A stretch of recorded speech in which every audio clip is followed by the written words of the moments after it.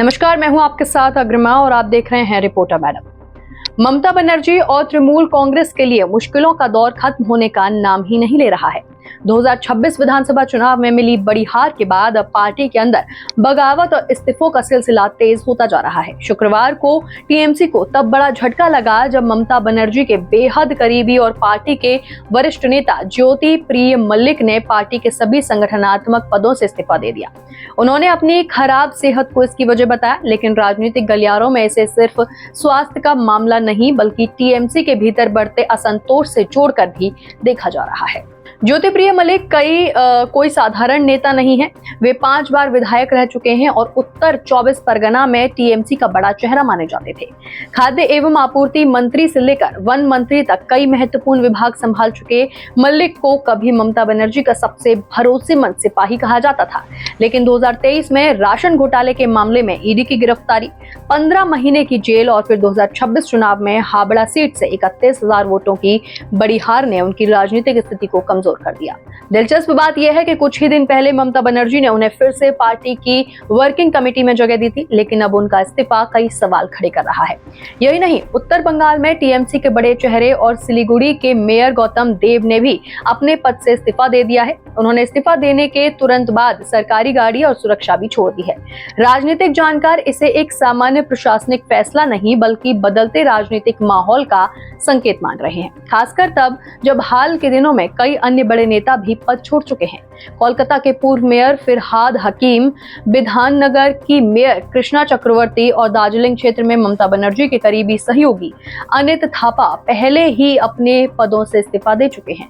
लगातार हो रहे इन इस्तीफों ने ये धारणा मजबूत कर दी है कि सत्ता से बाहर होने के बाद टीएमसी के भीतर नेतृत्व को लेकर असंतोष बढ़ रहा है और कई नेता अपने राजनीतिक भविष्य को लेकर नए विकल्प तलाश रहे हैं।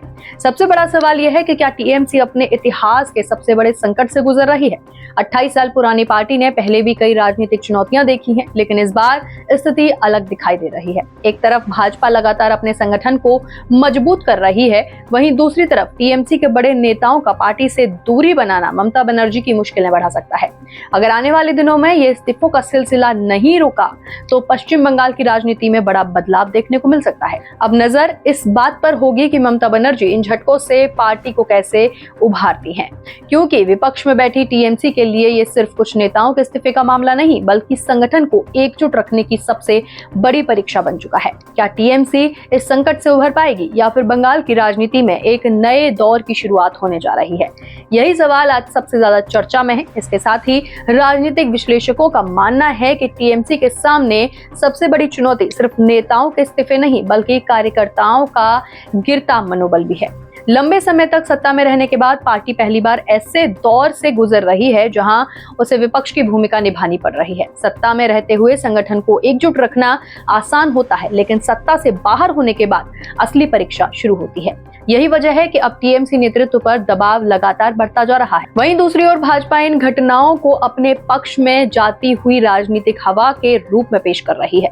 भाजपा नेताओं का दावा है कि टीएमसी के कई वरिष्ठ नेता पार्टी की कार्यशैली और नेतृत्व से नाराज हैं और आने वाले समय में और बड़े चेहरे पार्टी छोड़ सकते हैं। हालांकि टीएमसी अभी भी इन दावों को खारिज कर रही है और इस्तीफों को व्यक्तिगत कारणों से जुड़ा मामला बता रही है। लेकिन जिस तरह लगातार एक के बाद एक बड़े नेता पद छोड़ रहे हैं, उसने इन दावों को लेकर नई बहस छेड़ दी है। फिलहाल ममता बनर्जी के सामने दोहरी चुनौती है। एक तरफ उन्हें विपक्ष के रूप में भाजपा का मुकाबला करना है, तो वहीं दूसरी तरफ अपनी ही पार्टी में बढ़ रही नाराजगी को भी संभालना है। आने वाले कुछ हफ्ते और महीने टीएमसी के भविष्य के लिए बेहद महत्वपूर्ण साबित हो सकते हैं। अगर इस्तीफों और अंदरूनी खींचतान का सिलसिला जारी रहा तो ये केवल संगठनात्मक संकट नहीं रहेगा बल्कि पार्टी के राजनीतिक अस्तित्व पर भी बड़ा सवाल खड़ा कर सकता है।